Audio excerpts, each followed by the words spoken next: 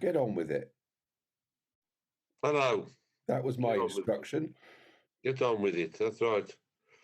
Morning, everybody, or afternoon, or evening. Yeah. Or middle of the night. Or tomorrow morning, or whatever day or time you're watching this. Well, you wouldn't say tomorrow morning, because that would just still be morning. It would, true. Hello, Debs. Are you still there? Hi. Oh, you are. Good. Good. We thought the doorman had come or something and you disappeared. We're all fighting not being washed away, I think, after yesterday's rain. It's raining here today at the moment. Awful. Ah, well, the sun's shining in loaders at the moment. Yeah, it always shines on the righteous, Chris. Was that why it was raining yesterday? Obviously. And, oh, look, the clouds have just come back over. There we are then. There we are. What's it like in Bridport? We're going to have a weather report. Debs, what's it like in Bridport? It's quite grey. It's quite grey. Grey. No snow or anything like that? No. They tell me it never snows in Dorset. I know that's not true. Yes, so do I. So do I. But there we are. We've got a bit more Mark today, haven't we? Well, we're more in Mark. But we have jumped. At least we've got out of chapter 1. That's true. That's very true. We've been stuck in chapter 1, really, since Christmas. We have. But we're jumping forward all the way to chapter 8. Well, when are you going to read it after our pause? Oh, I could do if you like. I think it's a jolly good idea. It saves me having to think about what to say about it. I'll leave that to the clever people like Deb. Yeah, quite right. We'll leave it to the. It's always the female members of our team that are wise and full of wisdom, isn't it? Well, it's only comparative. What are you saying about us? I'll try not to think of a comment like that, but there we are. There we are. Anyway, let's have a pause.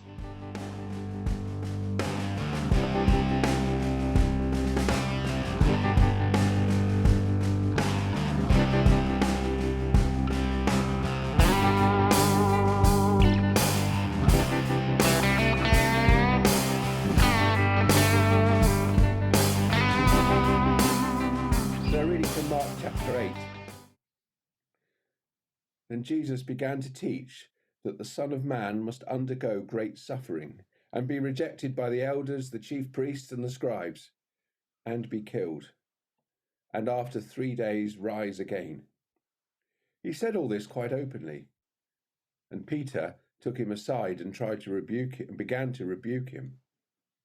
But turning and looking at his disciples, he rebuked Peter and said, "Get behind me, Satan, for you are setting your mind not on divine things, but on human things." He called the crowd with his disciples and said to them, "If any want to become my followers, let them deny themselves, take up their cross, and follow me. For those who want to save their life will lose it, and those who lose their life for my sake and for the sake of the gospel will save it. For what will it profit them to gain the whole world and forfeit their life? Indeed, what can they give in return for their life? Those who are ashamed of me and my words in this adulterous and sinful generation, of them the Son of Man will also be ashamed when he comes in the glory of his Father with the holy angels."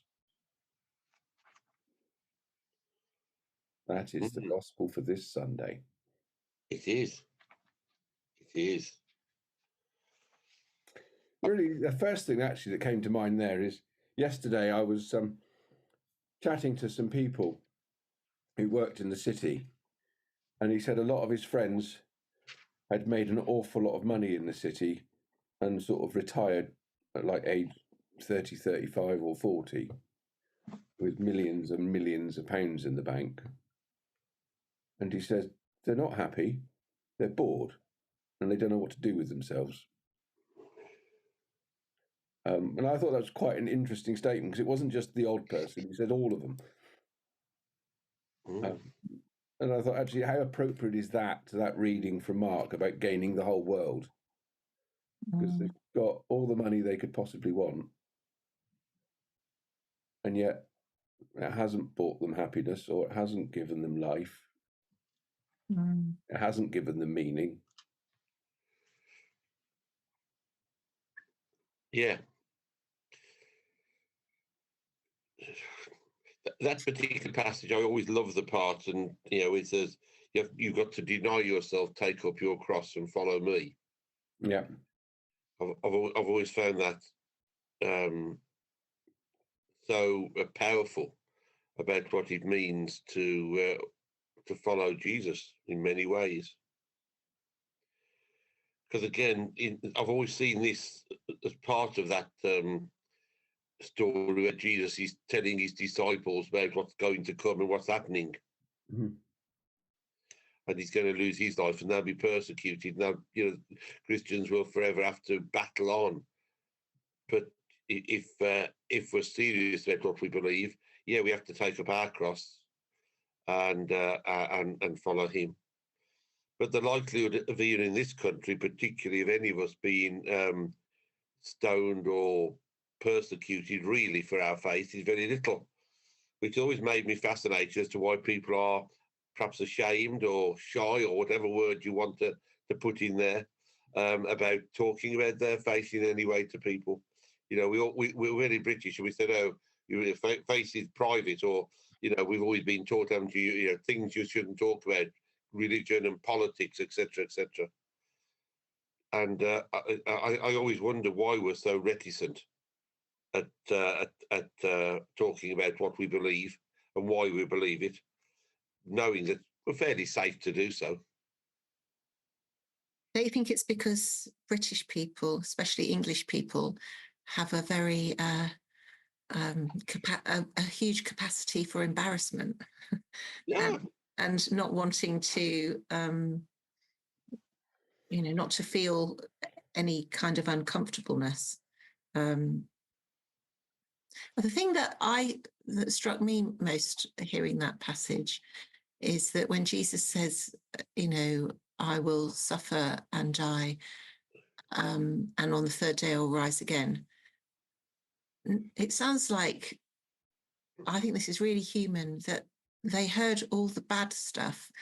And, the most miraculous, unbelievable thing he said was, on the third day I'll rise again. And that's not even in the equation. And I don't think they didn't even hear that, I don't think, really. And I think that's true.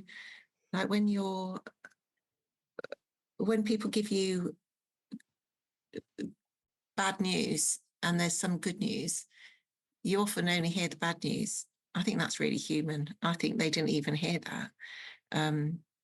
It's like it didn't transmit at all. So yeah, that's followed up, isn't it? If you read the gospel stories about what happened immediately after Jesus' death, the road to Emmaus and all that stuff, they still haven't got it, even though he's continuing to tell them, this is what's going to happen. And these people and the stranger Jesus walks up and says, "Haven't you heard about the man who was killed, but has risen again on the third day?" Yeah. And of course, the people in the garden on Easter morning, he's been taken from the tomb. We don't know where they put him. No thoughts of actually he's done what he said he would have done, he was going to do, which is to rise again. I think that is very true of how we are.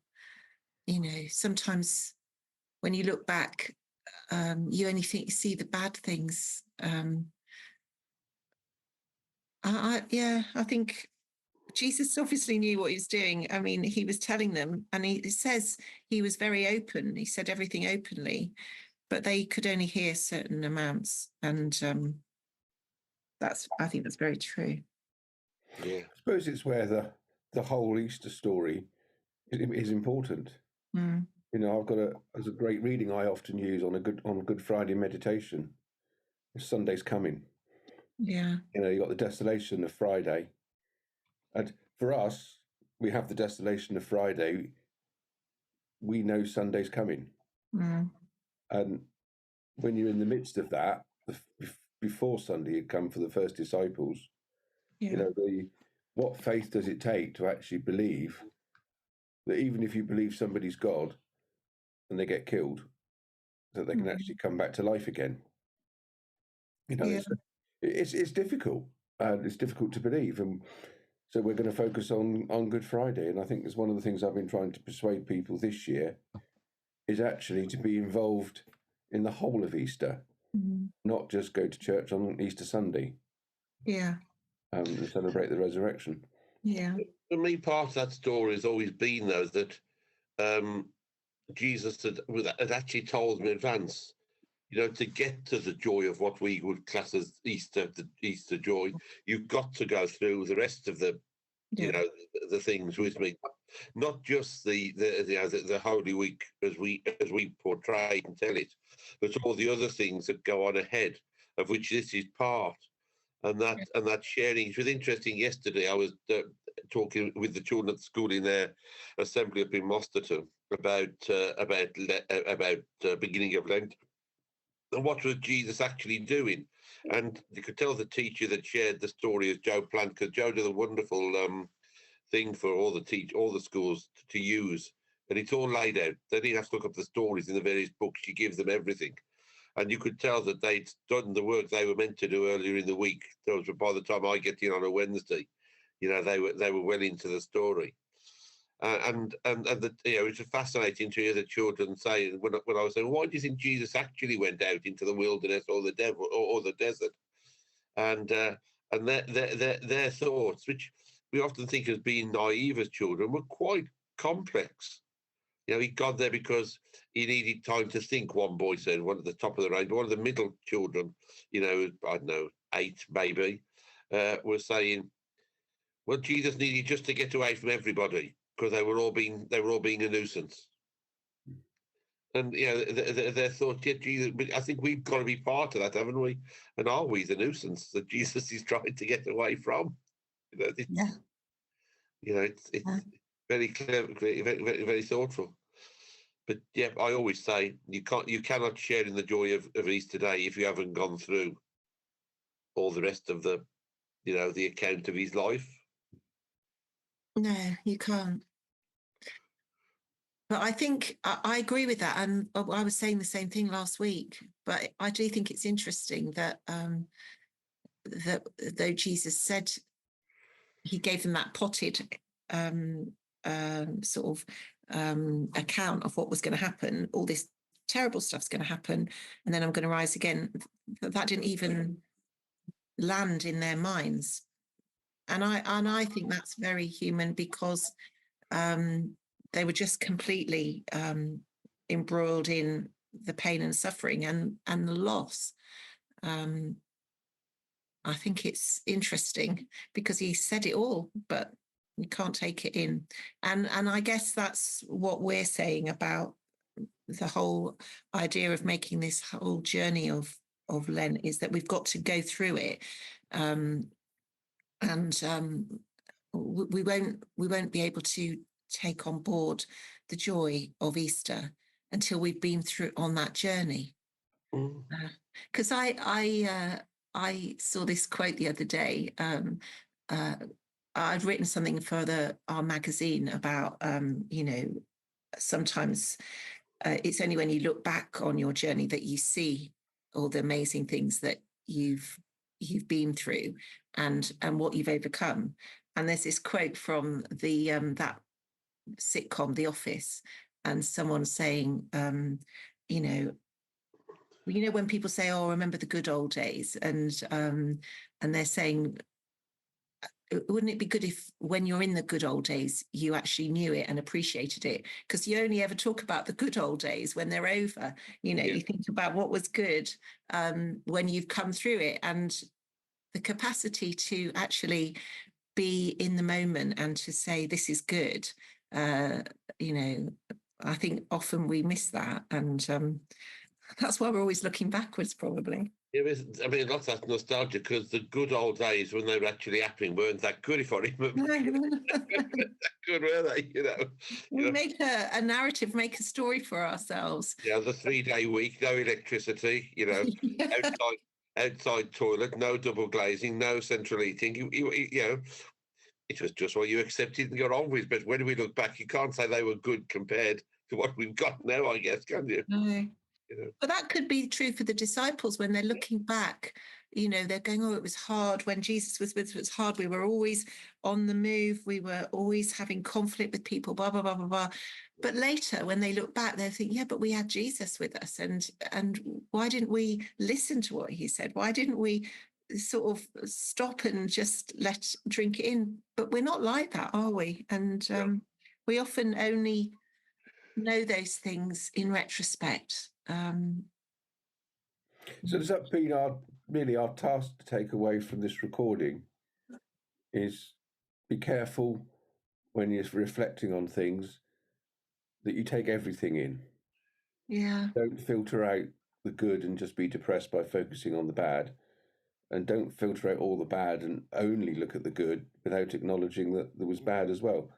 Because, the disciples here were trying to, like we're saying, they were filtering out the good bit of the resurrection and focusing on on what Jesus was saying about him being killed. Yeah. But actually, let's try and reflect on the whole of life, on the good bits and the bad bits. And social media can be quite a problem there because it's very quick to. Some people only post the good parts of their life, and other people will only post about the bad bits. Yeah. How we focus between the two. It's keeping a balance. That's true, Chris. That is very true. And I guess that's why we need each other, because sometimes we could get a bit glum and just focus on all the difficulties or all the hardship. And then we need someone to remind us of what we've got. And I think that is why we need each other. And going back to what you said last week, Chris, about why we need to come to church, we need the encouragement and support and challenge of other people, don't we? You most certainly do. And I think that's part of our. I think the problem is when we're on our own, we tend to look in on things, and that they always seem worse than perhaps they are.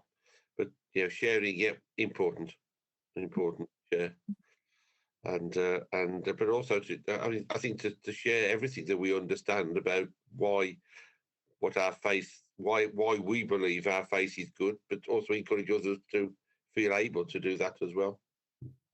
Yeah. And when anyone's looking at this screen, they'll see me and David in the gloom and Chris in the light with the cross on his shoulder. And then that could be a whole image of the way we look at life. And there was me thinking, you two have both got your faces illuminated. Right. I've got the background illuminated. Oh, well, that's another way of looking at it, yeah. The veil has been taken off, you see, Chris. The veil has been taken off in Beaminster. That's the good news. Now, next week, David, are you going to take your veil off so that we can see the back, the true you with all your background lit up?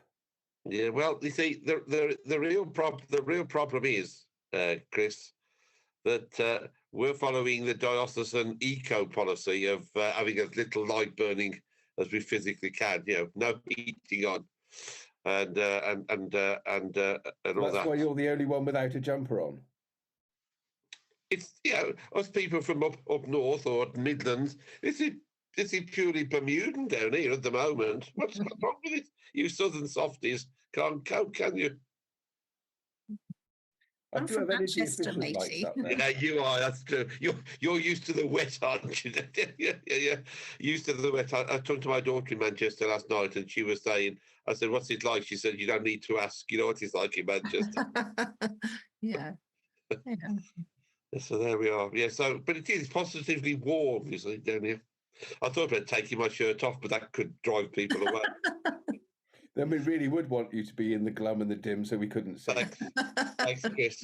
you'd soon press that button, wouldn't you? Close him off. Get rid of Hey, him. is this another public vote? We could have another public vote. Yeah, do we want to see David without his shirt on? But have we got Polly to do the adjudication? It's your own. She's fallen asleep. I'll have to wake her up. Yeah, adjudication for Polly. Yeah, public vote. Do you want to keep my shirt on and off? Now, this could be a frightening moment in time, couldn't it? There we are. Leave in the comments below. That's probably the thing to do, isn't it? Yeah, we don't have to have a live vote this week. Yeah. We can have a vote and all the comments that people who watch it. Yeah. They're probably frightened already. The thought alone has put fear into their hearts. Poor people. There we are. The thought of David taking his shirt off bring us back to the scripture of "Get behind me, Satan," says. Yes, we've come full circle. Yeah, exactly. Well done, Chris. Very cleverly done. You see, I fed you with the line, of course. Yeah, that is very clever, Chris. Well done. There we are. Well, dear viewer, good to see you. As ever, we always welcome comments, whether it be on me in the shirt or whether it be on Chris being, the only bright spark in the team, or something like that. I'm not quite sure. But busy days ahead. You've got a doorman coming. We've got other bits and pieces. What have you got on today, Chris? Anything important? No, I've got a family coming to talk to me about a funeral this morning. Meeting with my administrator at lunchtime. Wedding rehearsal this afternoon.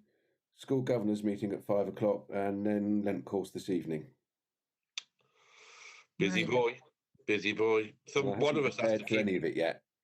One of us has to keep up the the thing. But there we are. Lots to do. Yeah, always lots to do. Yeah, always. Yep. So I don't mind it raining today because I've got too much to do to take any notice. Yeah. That's me taking up my cross for the day.